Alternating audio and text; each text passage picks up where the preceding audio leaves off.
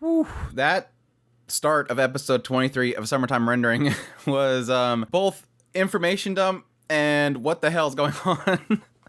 Like the moment that we seen Hiroko as an infant, completely drained, no eyes, and Shide is just like, oh yeah, by the way, betraying her. It's like, okay, cool, we're doing this now. We're getting right into the Shide versus Hiroko thing, and it wasn't pretty. I mean, to be honest, just seeing an infant being pinned against the wall, even though we know it's Hiroko and she's hundreds of years old, it's still unsettling. It was quite a start, but yes, we just went crazy with episode 23. Just we're going into the world of the dead where time is standstill, bombers going through the air. Just like, what are we doing? I almost wanted to say we're jumping the shark, but it's not that we're really jumping the shark. It's just we're going into a different realm. We're getting into the memories of Hiroko, and thankfully we finally have separated Haine and Hiroko.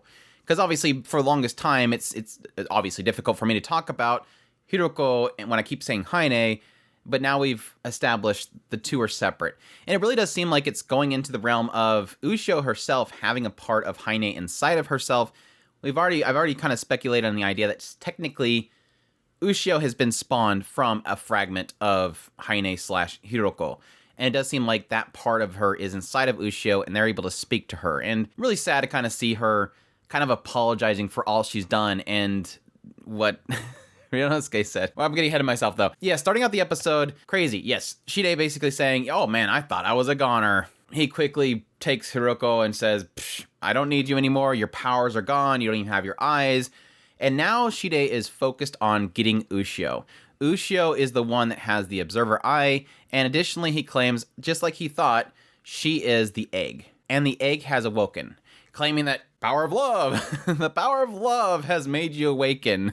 We're going right into the power of love and friendship with this episode. Now, of course, he points to the fact that when Haine had scanned her before Ushio, he said that obviously that her data was corrupt, so it didn't make any sense that she would be what she is. But he says that now that data has been restored, it seems, that it was all because of the power of love. But now his desire is to steal that eye from Ushio, and so that he can have his wish granted.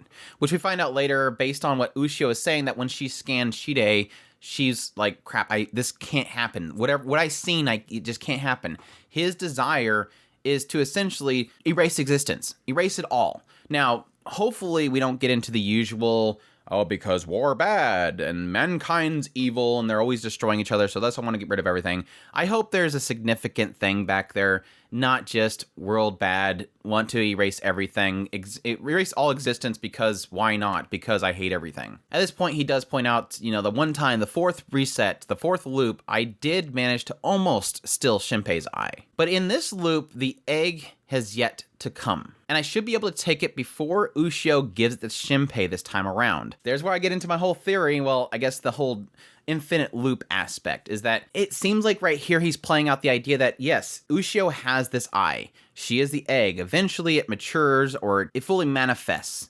And then at some point in the future of any timeline, Ushio will go back and give it to Shinpei from the very beginning.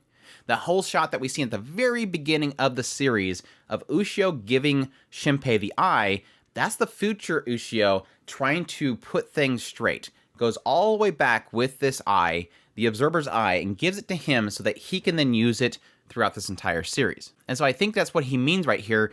Get it from him before she goes back and gives it to him. And that would just completely destroy all this whole fight of Shinpei. But anyway, that's at least what I'm getting from that first conversation. Like I said, it was full-on information dump, full-on reveal of what Shide's after, and we get in a little more later on as well. At this point, they're obviously mad because he's treating Hiroko so badly and that he's betraying her. And Hiroko herself's even saying, look, Shide, I can still be useful. Like, this is like that pitiful state of Hiroko. Like, no, don't discard me. I can still be I just need to feed off people. Just give me Ushio's eyes. Like, she's desperate to still be relevant to Shide because she knows that she's completely powerless at this point. And he's like, no, but I still need to keep her around because she's technically still my shield. Like, her presence is what is shielding me right now. If I take her out, I'm just standing here and I can get taken out. So he decides to take this body with him, cuts her in half, opens up this little wormhole, which he goes inside of, which apparently later on we find out from Haine that it is like this Tokoyo, the land of the dead, like the place, the plane beyond us. And that, of course, is where time is stand still and everything, which is all according to his plan. So he rushes in there, kind of baiting them to follow him. Shinpei, of course, just rushes right in because Shinpei. Ushio's like, no, you shouldn't go because you can't live in that side. Well, you won't die, but you're lost forever, which is never true. Obviously, he would not go in there if he's lost forever. I like this little scene because it's like this little struggle between Ushio's trying to get Shinpei not to go. It's a dangerous place for him to go to. I'll go myself. He's like, no, I told myself I would never let you go alone again. I would never abandon you again. He loves her. We got our big confession here. I love Ushio. Poor Mio. And Ushio tries to stop him by getting to Ryunosuke. Ryunosuke, you need to stop him.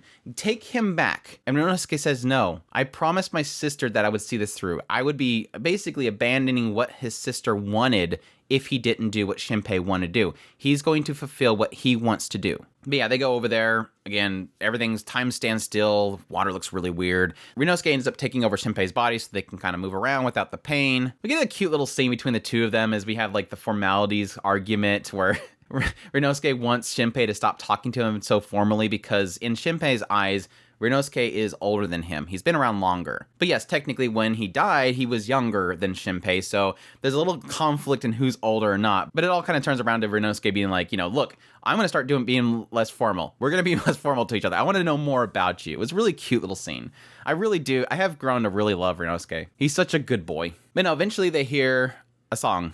And they see this ball rolling around. I was like, it is totally going to be Haine. But yes, they are just kind of following this ball around. Eventually goes into this town. There's a ton of shadows there. And yes, they find Ushio. And Ushio at the time seems like she's being taken over by something. But from Ryunosuke's perspective, he made a promise that if Ushio got taken over by Haine, because they knew Haine Hiroko was inside of her, that they would take out Ushio. Hizuru made that promise to Ushio, and now he's taken that promise upon himself. And yes, Shinpei eventually goes, no, stop. She's going to say something, and that's when we find out that, yes, Ushio has Haine specifically inside of her, and she wants to speak to them. And then how they're kind of explaining this is that essentially when Haine Hiroko, when she first consumed Ryunosuke, and she freaked out, and the part of her popped out, that eye popped out, which eventually would turn into Ushio, that part was specifically Haine. So Haine's persona left. And that's why the current Hiroko, Haine, presence, that shadow mother, is essentially has none of that feeling in there. It was a big question mark when that whole thing happened. The moment that Haine had consumed Ryunosuke, why has she been so evil ever since then? It's because it's Hiroko now. Haine is not, the child Haine is no longer in there. But this is a really sad scene. Having Haine basically apologizing for everything. Apologizes because of me. You lost your sister. You lost Ushio. Everything is my fault. And even surprisingly, and again, this is he's such a good boy. Ryunosuke is such a good boy. He's like, Ryunosuke doesn't even blame Hiroko because that's just how she is. Like, it's almost like I accept this tiger mauled me to death because it's just a tiger. That's their instinct. He's super pure boy. Like, no revenge in his soul whatsoever. But additionally, they kind of acknowledge the idea that this is Shide. This is all this has been Shide's plan. Shide is the one that's caused all of this. Technically, yes, when we had that conversation on the beachside with Hizuru talking to them, Shide was mad that Haine ever met Hizuru because she was sowing doubt upon Haine. Haine wanted to be a good person, and she was creating that good person. He was mad that she was doing that. He wanted Haine to be the vicious person that she was, Hiroko. But yeah, this is when Haine explains they're in the land of the dead, and that this was all part of Shide's plan. He wanted to bring them there so they can't loop. And additionally, as they kind of realize at this point, Ryunosuke is at the same timeline as Shinpei. They're able to talk to each other directly, which means that they cannot use foresight. And so that was all his plan, was to bring them there so that he can kill them. All of their advantages are gone. We also hear from this point that Ushio scanned him and seen that he just wants to end everything. And that's when we start getting the bombers coming in. Apparently this manifestation of Hiroko's memories is these bombers coming in during the war. They're just bombing everything just to take out Ushio and everybody. And this is where we finally get an explanation of what is Shide's secret weapon. Like, what makes him so powerful? He's able to create echoes of everything. Back, like, we're going way back. Like, way back there, when Hizuru first shot Shide with that gun, the reason he made a new one wasn't that he scanned her and created a weapon. He's able to reflect that, basically. So she shoots him, okay, echo back. And so the danger that we've been facing this whole time, why they stopped Ushio when they were out in the ocean, is because they know that the moment that she hits him with her hair, and of course her ability is to erase that data, the moment that she hits him with that, he's able to do it back at her and erase her. That's what they've been afraid of this whole time. So we finally get that explanation right here. We finally get an explanation of what makes him so powerful, what his secret weapon is. So Ishio says, that's fine. I know what I'm going to do. It's only going to take one hit. So they get this huge plan where Haine is going to stop the memories or suppress them momentarily. You get this little moment where she's like, do you really trust me? And they're like, Emernosuke, again, too pure boy. He's like, a friend of my sister is a friend of ours, right? And everybody's like, yes. Power of friendship. He's too pure. They suppressed it. Ushio goes up there, attacks. Seems like he's hollow. He's like, his actual self is not there. We've come to find out that he actually sent his shadow there, and his real body is still back in our world. He does the echo and wipes out Ushio, but thankfully she has like a little strand of hair from this pack, so she recreates herself. And that's when she reveals that, yes, he's not here. He's hollow. I've taken out half of him. All we gotta do is take out the other half. But Ushio falls unconscious.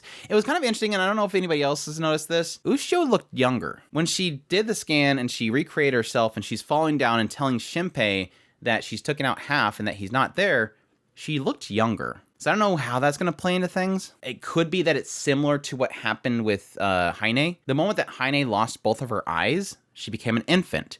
So this sort of indicates that Ushio lost a lot right there. She still grabbed her eyes, so her eye's still with her, but it seems to imply that she lost something of her power because, again, she looked younger. So we'll have to wait and see. It was, like I said, a pretty crazy episode. I'm kind of glad they didn't go into what I was expecting with Hiroko. Like, it was going to be this whole thing where Shide reveals his secret, and then Haine's like, you betrayed me, oh no, and everybody else is going, don't worry, Hiroko, we're here for you because Hizuru was your friend, right?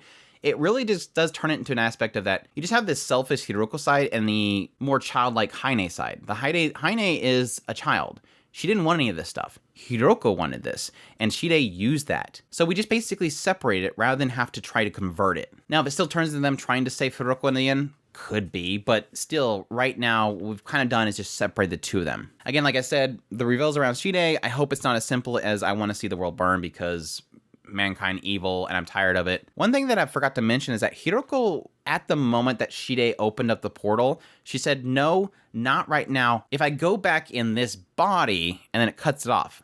I don't know if that's just because if he goes there now, it'll be the world that she wants to forget. So when he created that portal, they kind of went to the world of the dead, but at the same time, it was a fragment of her memories. That's why the bombers came in. And that could be because she didn't want to see that again. Obviously, they mentioned this idea that when the bombers come in, she's suffering just like I am because she remembers all this stuff. So maybe that's why she didn't want to go there. She didn't want to see those memories specifically because she's seen them as an infant, which honestly doesn't make sense to me because Hiroko as an infant would have been way predating bombers and stuff. So I don't know why that specifically triggered that. But anyways, great episode. Again, even though it kind of just went full information dump and was a little bit hard to follow, looking forward to the final 2 episodes. Hope you guys enjoyed this video. As always, if you did, make sure to hit that like button down below, comment, let me know what you thought of the episode. Subscribe to the channel if you've not already. I do news, reviews, first impressions, top list. If it's anime, it's pretty much here. Additionally, if you want to support the channel more, we have a Patreon link, a tips link, and a super thanks button down below. I greatly appreciate everybody that considers supporting us, and y'all take care.